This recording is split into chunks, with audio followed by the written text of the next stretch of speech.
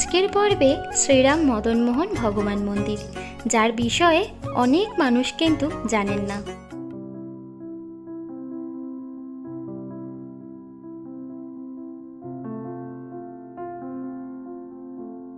Hello everyone, welcome to our channel. আজকে কিন্তু বিকেল বিকেল আমরা একটা সুন্দর জায়গায় যাওয়ার চেষ্টা করছি, তবে দেখা যাক সেই জায়গাটা আজকে খোলা থাকবে কি থাকবে না। তো এখন কিন্তু আমরা হেঁটে হেঁটে চলে এসেছি হালিশহর ডানলপ ফেরিঘাটে। আর এখান থেকে তোমরা আগেও দেখেছো, যখন আমরা দুর্গাপুর থেকে হালিশহরে আসি তখন কিন্তু এটা হয়েই আমরা এসেছিলাম।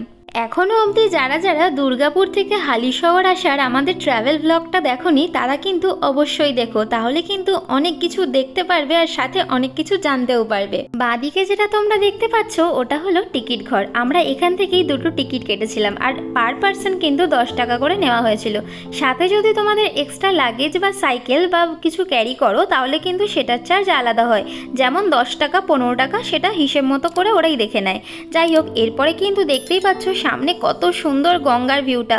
আর তার থেকে বড় কথা, আমরা যখন আসি তখন অবধি কিন্তু লঞ্চ ছিল না, আর সেই জন্য কিন্তু আমরা আস্তে আস্তে হেঁটে হেঁটে ওয়েট করছিলাম যে কখন আসবে কখন না আসবে। তো চলো এখানে দেখে নাও এত সুন্দর ভিউটা।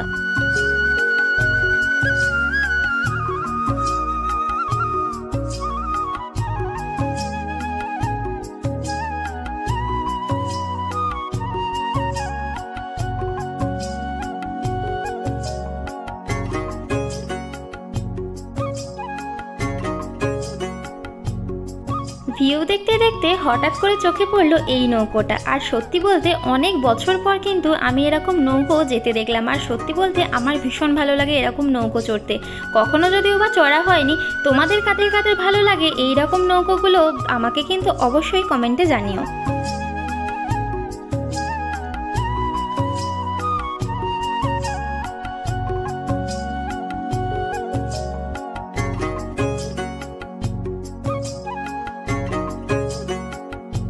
অপেক্ষার অবসান ঘটল, আর শেষ অবধি কিন্তু চলে এলো আমাদের যাওয়ার লঞ্চটা।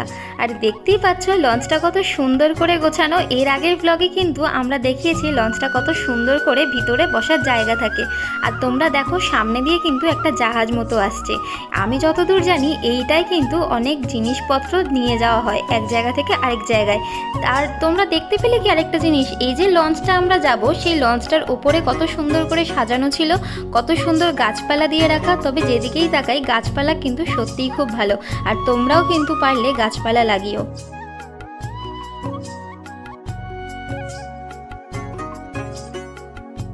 আমরা আজকে তোমাদের সামনে যেটা তুলে ধরবো সেটার কাছাকাছি কিন্তু চলে এসেছি, আর সেইটা কিন্তু বাঁশবেড়িয়া ডানলপ ফেরিঘাটের পাশেই আছে। আর তোমরা কিভাবে আসবে, ব্যান্ডেল স্টেশন তোমরা অবশ্যই নাম শুনে থাকবে, সেখান থেকে বেরিয়ে জাস্ট একটা অটো ধরবে আর বলবে বাঁশবেড়িয়া ডানলপ ফেরিঘাট যাব, আর ব্যাস ওখানেই পৌঁছে যাবে। ডানলপ ফেরিঘাট থেকে কিন্তু একদম কাছে, জাস্ট হেঁটে 1 মিনিটও লাগবে না তোমাদের এই জায়গাটায় পৌঁছতে। এই ব্রিজটা যেরকম আমাদেরকে পৌঁছে দিতে সাহায্য করছে, সেরকম কিন্তু তোমরাও আমাদেরকে সাহায্য করছো। বলাই বাহুল্য আজকে যতটুকুই হয়েছে শুধুমাত্র তোমাদের জন্য, তার কারণ তোমরা আমাদের ইন্সপিরেশন। আমরা তোমাদের ফিডব্যাকের ভিত্তিতেই ভিডিও বানাই, আর এখন যদি তোমরাই সাবস্ক্রাইব না করো তাহলে আমাদের ইচ্ছে শক্তি অনেকটা কমে যাবে, কারণ তোমরাই আমাদের মনের জোর। নিচে দেওয়া ডেসক্রিপশনে সমস্ত লিঙ্ক উল্লেখ করা থাকবে। আরও নতুন ভিডিও পাওয়ার জন্য আমাদের ইউটিউব চ্যানেলটিকে সাবস্ক্রাইব করো, আর সবার আগে নোটিফিকেশন পাওয়ার জন্য বেল আইকনটি প্রেস করতে একদম ভুলবে না। ফিরে আসি আবার ভিডিওতে। এখন কিন্তু আমরা প্রবেশ করছি শ্রীরাম মদনমোহন ভগবান মন্দিরে।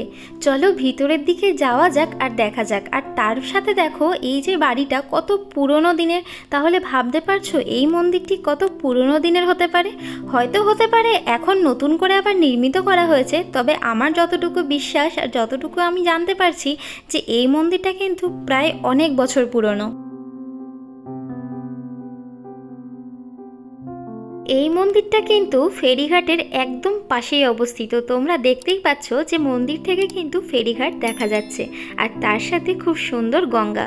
আর তোমরা দেখো এখানে চূড়াগুলো ভীষণই সুন্দর, সত্যি বলতে আমার তো মন মুগ্ধ হয়ে গেল। আমরা বলবো তোমরাও কিন্তু একবার ভিজিট করো, কারণ এখানকার যে অপরূপ সৌন্দর্য প্রকৃতির সেটা পেয়ে যাবে। এই মন্দিরের পুরোহিতের থেকে আমরা কিন্তু অনেক কিছু কথা জানতে পারি, সেটা কিন্তু সকলের অজানা, তবুও আমাদেরও অজানা। চলো শুনে নিই আর জেনে নিই সেগুলো কি। তার আগে বলে নিই এই দেওয়ালের ব্যাপারে। সত্যি বলতে এই দেওয়ালটা দেখে আমার যতদূর মনে হলো বেশ পুরনো, আর তোমাদের কীরকম মনে হচ্ছে আমাকে কিন্তু অবশ্যই জানিও।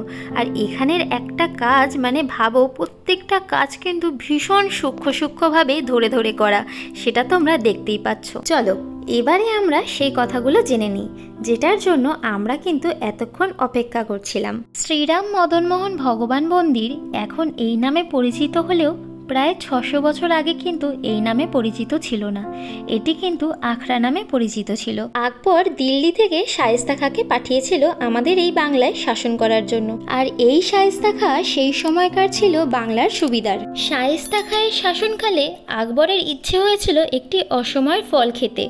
অসময়ের ফল বলতে যেটি শীতকালে পাওয়া যায় না, যেমন আম, লিচু, এই ধরনের কিছু। তখন শায়েস্তা খাঁ কিন্তু বেশ চিন্তিত ছিল, আর চিন্তা করতে করতে তিনি একবার মাথায় ভাবলো যে বাংলা তো মুনি সাধু সন্ন্যাসীর দেশ, তাহলে নিশ্চয়ই তাদের কাছে এরকম ফল পাওয়া যেতে পারে। এই ভেবে কিন্তু শায়েস্তা খাঁ দুজন সেপাইকে পাঠিয়েছিল খোঁজ নেওয়ার জন্য। সেপাইরা খোঁজ করতে করতে শেষ অবধি পৌঁছলো ভগবান দাসের কাছে। তবে এই জায়গাটা আগে ছিল মুনি ঋষি সাধু সন্ন্যাসীদের আখড়া, আর তোমাদেরকে কিন্তু এই কথাটা আমি একটু আগেই বললাম যে এই জায়গাটা কিন্তু আগে আখড়া নামেই পরিচিত ছিল। যাই হোক, এখানে তখন একটি নিম গাছ ছিল, আর সেই নিম গাছের তলায় বসেই কিন্তু ভগবান দাস তপস্যা করতেন, আর তারপর ভোরবেলা গঙ্গায় স্নান করতো, আবার এসে তপস্যায় বসতেন। সিপাহীরা শায়েস্তা খাঁকে ভগবান দাসের এই ঠিকানার বিষয়ে খবর দিল, এবং ভগবান দাসের কাছে এসে সব কিছু জানাতে একটা গাছ দেখিয়ে বলল যে ওই ফলটা পেড়ে আনতে, আর সেটা ছিল তরমুজ। সেই তরমুজ আকবরের কাছে নিয়ে যেতে আকবরের তো বেশ সন্দেহ হয়েছিল যে অসময়ের ফল এরকমভাবে এত সহজে কিভাবে পেয়ে গেল, তাই জন্য সে আগে খেতে নিষেধ করলো। সে শায়েস্তাকে বলল, তুমি যখন এনেছো তাহলে তুমিই আগে কেটে খাও। এই বলে শায়েস্তা কিন্তু নিজেই আগে কেটে খাওয়া শুরু করলো। যখন আকবর জিজ্ঞাসা করলো যে কীরকম লাগছে খেতে, তখন শায়েস্তা বলল, বেশ ভালো লাগছে, দারুণ লাগছে। তো এই কথা শুনে কিন্তু আকবরের মনে সাহস হয়েছিল, আর তারপরে কিন্তু আকবর নিজে খেয়ে দেখলো সত্যিই তো ভীষণ সুন্দর। এরপরেই শায়েস্তা খাঁকে জিজ্ঞাসা করলো আকবর যে এরকম অসময়ে ফল তুমি পেলে কোথায়। তখন শায়েস্তা খাঁ থেকে পুরো ঘটনাটা জানতে পারে আকবর, তাই দেরি না করে সে চলে এসেছিল এইখানেই। এখানে এসে আকবর ভগবান দাসকে জিজ্ঞাসা করেছিলেন যে মহারাজ, আপনি তো বেশ জ্ঞানী, সব কিছুই জানেন, আপনাকে আমি কি দিতে পারি। তো ভগবান দাস বলেছিলেন সেই সময় যে আমার কিছুই লাগবে না।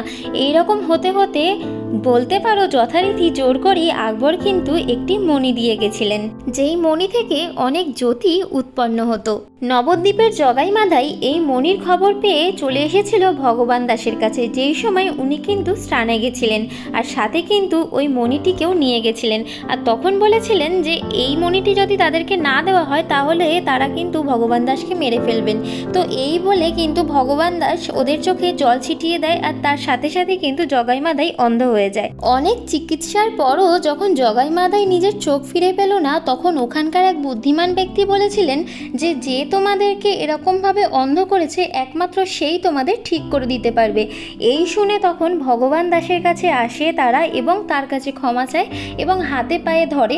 তারপরে কিন্তু ভগবান দাস এদের আবার চোখ ফিরিয়ে দেয়, আর চোখ ফেরত পাওয়ার পর কিন্তু তারা 108টি মন্দির, শিব মন্দির করতে করতে কিন্তু নবদ্বীপে ফেরে। এরপর সীতারাম দাস এসে শিষ্য হন ভগবান দাসের, এবং তার থেকে অনেক জ্ঞান নেয়, অনেক কিছু শিক্ষা নেয়। তারপরে কিন্তু ভগবান দাস দেহ রাখেন, এবং দেহ রাখার আগে এই সীতারাম দাসকেই বলে গিয়েছিলেন যে দেহ রাখলে তাকেও চলে যেতে। এর পরের ঘটনাটা এখানকার মোটামুটি সবাই জানে। যাই হোক, এতক্ষণ তোমরা যেগুলো শুনলে আমরা কিন্তু সমস্তটাই জানতে পেরেছি এইখানকার এক পুরোহিতের থেকে। আর তোমাদের এই মন্দিরটা কীরকম লাগলো সেটা কিন্তু অবশ্যই জানিও। তবে তবে তোমরা কি এই ভিডিওতে লক্ষ্য করেছো কত সুন্দর সুন্দর দেবদেবীর মূর্তি প্রতিষ্ঠান করা হয়ে আছে? আমার কিন্তু বেশ ভালো লেগেছে। এখানকার প্রকৃতি থেকে শুরু করে এখানকার মানুষের ব্যবহার আর এখানকার ইতিহাস আমাকে কিন্তু অনেকটা স্পর্শ করেছে। তোমরা পারলে অবশ্যই কিন্তু এই মন্দিরটি ভিজিট করো। আর এই মন্দিরে কিন্তু রামনবমীতে ভীষণ বড় করে অনুষ্ঠান হয়ে থাকে, তোমরা কিন্তু অবশ্যই এসো। আর তোমরা দেখো এখানকার বাড়িগুলোর কিন্তু একটা নিজস্ব স্টাইল আছে। এই যে দেখছো নারকেল, এর মধ্যে থেকে গাছ, এখানে কিন্তু গাছগুলো দেখো কত সুন্দর করে যত্ন করে এরকমভাবে লাগানো হয়েছে। এই রকম বুদ্ধি কিন্তু কারোর হবে না, অন্তত আমার তো নয়। তোমাদের এই আইডিয়াটা কীরকম লাগলো সেটাও কিন্তু আমাকে জানিও। আজকের ভিডিওটা এই অবধি, দেখা হচ্ছে নেক্সট ব্লগে।